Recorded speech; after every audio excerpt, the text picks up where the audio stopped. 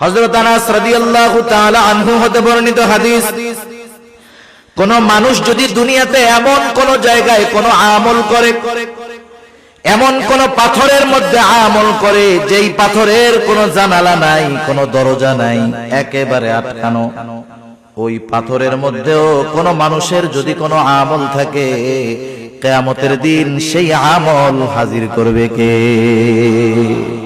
আল্লাহ তাআলা কোরআনুল কারীমের মধ্যে বলেন, ওয়ানাদাউল মাওয়াজিনাল কিসতা লিয়াউমিল কিয়ামাতি ফালা তুযলামু নাফসুন শাইআ ওয়া ইন কানা মিসকালা হাববাতিন মিন খারদালিন আতাইনা বিহা ওয়া কাফা বিনা হাসিবিন। আল্লাহ তাআলা বলেন, আমি কিয়ামতের দিন ইনসাফের বিচারালয় কায়েম করব, ন্যায় বিচারের আদালত কিয়ামতের দিন আমি আল্লাহ কায়েম করব। বাস্তব কথা, তিতা লাগলেও সত্য কথা, দুনিয়ার আদালতগুলোর মধ্যে ইনসাফ নাই, বেইনসাফি ভরা। এখানে যদি একটা ইনসাফ হয়, বেইনসাফি হয় হাজার হাজার, কিন্তু আল্লাহ তাআলার আদালতে কোনো বেইনসাফি নাই। আল্লাহ তাআলা বলেন, ওয়ানাদাউল মাওয়াজিনাল কিসতা লিয়াউমিল কিয়ামাহ। শুধু তাই না, আল্লাহ তাআলা বলেন, ফালা তুযলামু নাফসুন শাইআ। সেই দিন কারো প্রতি সামান্য কোনো জুলুমও করা হবে না। শুধু তাই না, আল্লাহ তাআলা বলেন, ওয়া ইন কানা মিসকালা হাববাতিন মিন খারদালিন আতাইনা বিহা। দুনিয়াতে যদি কেউ কোন সরিষা দানা পরিমাণ আমল করে, আতাইনা বিহা, ওইটারেও আমি হাজির করব। সুবহানাল্লাহ। আল্লাহ তাআলা বলেন, শুধু হাজির করব তা নয়, ওই আমলের ব্যাপারে হিসাব গ্রহণ করা হবে। আল্লাহ তাআলা বলেন, এত হিসাব কে করবে? আল্লাহ জবাব দেন, কাফা বিনা হাসিবিন। হিসাব নেওয়ার জন্য আমি আল্লাহই যথেষ্ট। হযরত লোকমান সন্তানদের এই কথা শিক্ষা দিচ্ছে, বাজার তুমি হয়তো আমার সামনে পীর সাহেব হয়ে থাকবা, কিন্তু তুমি যখন রাত্রে বেলা রুমের মধ্যে দরজা আটকাইবা, ওয়াইফাই লাইনটা দিবা, গুনাহ করবা, পাপ করবা, আমার সামনে তো তোমার মতো ভালো ভদ্র আর কেউ নাই। তুমি আমার অগোচরে যায় অপরাধ করবা, গুনাহ করবা, মনে কইরো না যে আল্লাহ তাআলা দেখবে না, আল্লাহ সব দেখবে। হযরত লোকমান সেই কথাই বলেন, ও আমার বৎস, তোমার কোন আমল যদি সরিষা দানা পরিমাণ হয়, ওই আমলটা যদি পাথরের মধ্যে থাকে, শুধু তাই না, মিসকালা হাববাতিন মিন খারদালিন ফাতাকুন ফি সখরাতিন, সেটা যদি পাথরের মধ্যে থাকে, আও ফিস সামাওয়াত, সেটা যদি আসমানেও থাকে, আও ফিল আরদ, সেটা যদি জমিনের সাথেও মিশে থাকে, আল্লাহ তাআলা সেই আমলটা হাজির করবেন। ইয়াতি বিহাল্লাহ, ওই আমলটাও হাজির করবে কে? প্রত্যেকটা নবী হিকমতওয়ালা, কোনো সন্দেহ নাই, কিন্তু হযরত লুকমান আলাইহিস সালাম কেন হিকমত গ্রহণ করলেন, নবুয়ত গ্রহণ করলেন না? ওনাকে যখন প্রশ্ন করা হলো, উনি তখন বললেন, শোনো, নিঃসন্দেহে নবুয়ত এটা অনেক সম্মানজনক একটা কাজ, কিন্তু আল্লাহ সুবহানাহু ওয়া তাআলা আমাকে নিজের থেকে নবুয়তের জিম্মাদারি দেন নাই, বরং আমাকে অপশন দিয়েছেন। আমি চাইলে নবুয়ত গ্রহণ করতে পারি, আমি চাইলে হিকমত গ্রহণ করতে পারি। নবুয়ত যদি আমি গ্রহণ করতাম, এই নবুয়তের যেই জিম্মাদারি, যেই দায়িত্বটা ছিল, যদি কখনো এই দায়িত্বের ভিতরে কোনো কমতি পড়তো, কোনো ত্রুটি বিচ্যুতি হতো, আল্লাহ তাআলার কাছে এই ব্যাপারে আমার জবাবদিহিতা করতে হতো। কিন্তু আল্লাহ তাআলা যদি নিজ থেকে সরাসরি আমাকে নবুয়ত দান করতেন, তাহলে আমার এই নবুয়তের জিম্মাদারি পালনের সব ব্যবস্থাপনা আল্লাহ তাআলা গ্রহণ করতেন। এজন্য নবুয়ত গ্রহণ করাটা আমার জন্য রিস্কের ছিল, আমি এই জন্য হিকমত গ্রহণ করেছি।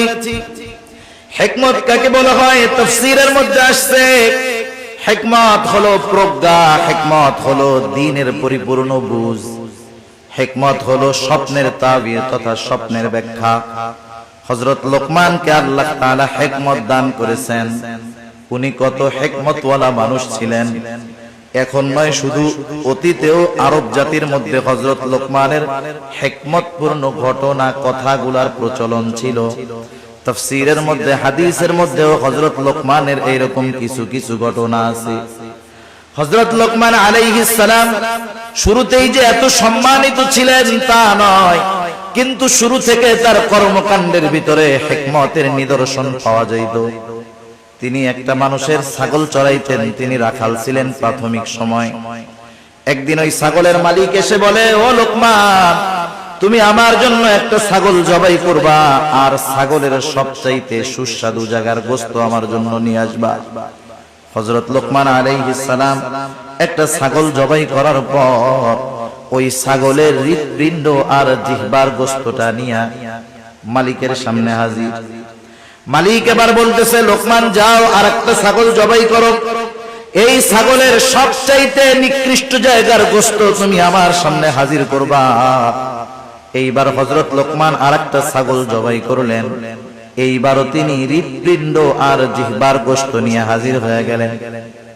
মালিক জিজ্ঞাসা করতেছে, ও লোকমান, তুমি কি আমার সাথে মজা করতেছো নাকি?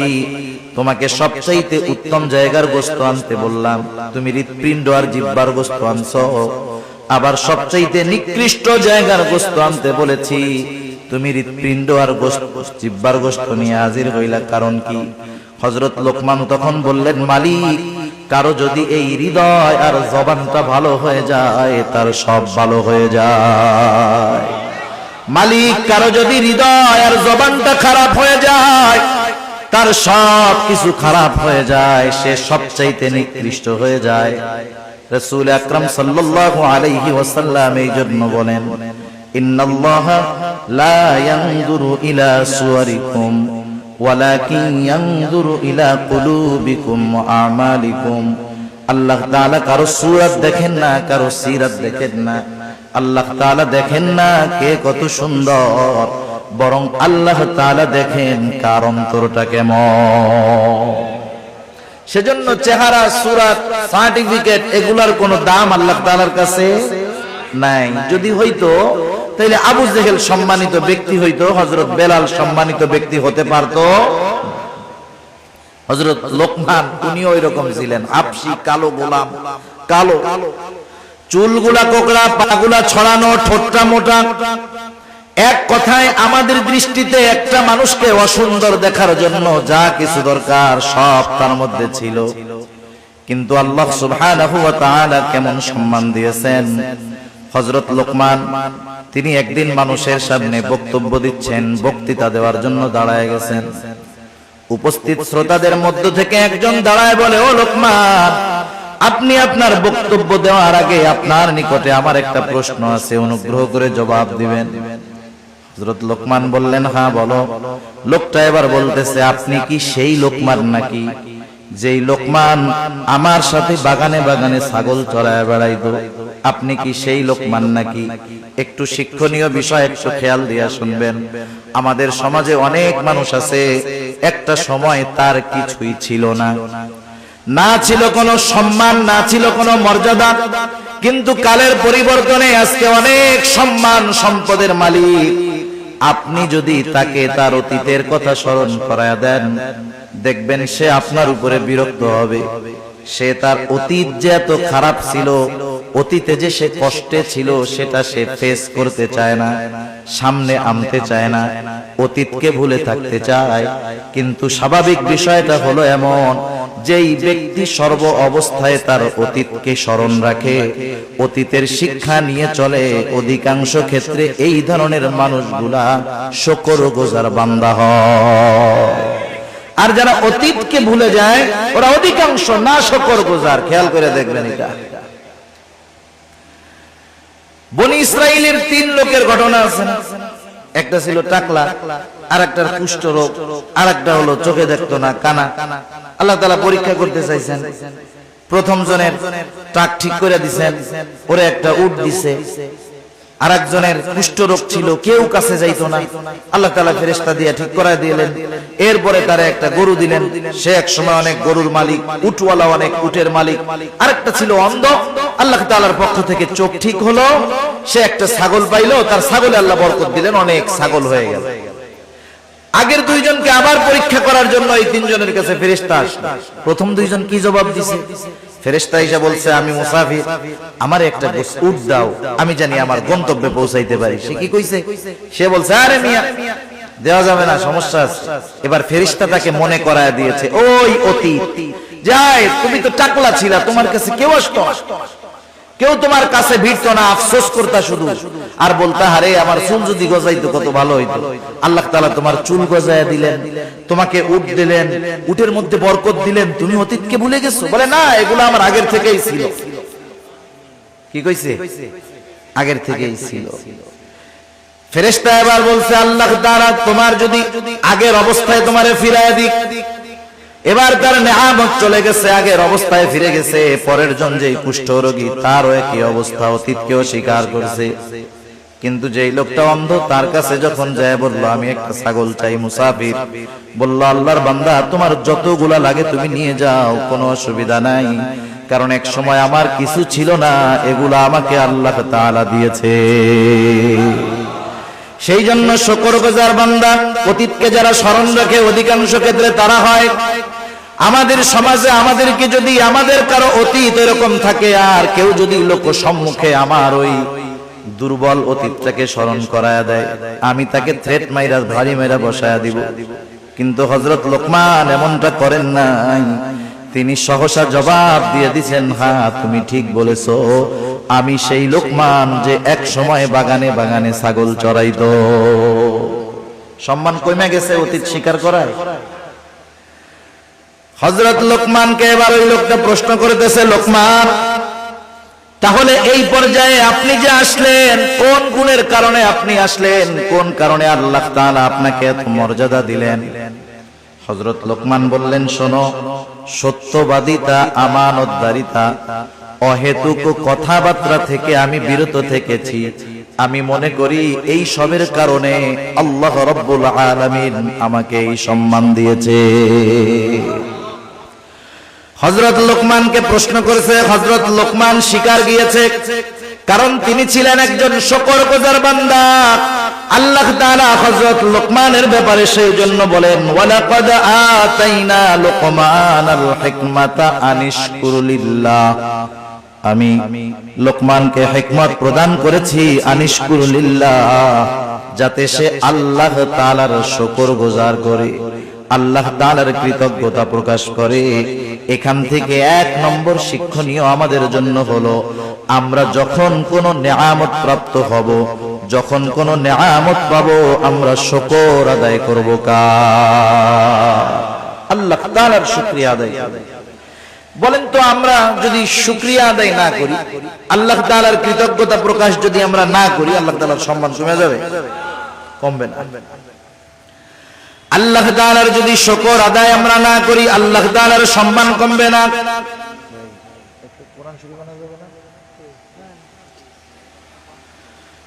আল্লাহ তাআলার শুকরিয়া আমরা যদি সারা দুনিয়াবাসী না করি, আল্লাহ তাআলার সম্মান কমবে না। আর যদি তামাম দুনিয়ার মানুষ আল্লাহ তাআলার কৃতজ্ঞতা প্রকাশ করে, আমাদের শুকরিয়ার কারণে আল্লাহর ইজ্জত বাড়বেও না। তাইলে শুকরিয়া আদায় করলে আল্লাহ তাআলার কোনো লাভ নাই, না করলে আল্লাহ তাআলার কোনো ক্ষতিও নাই।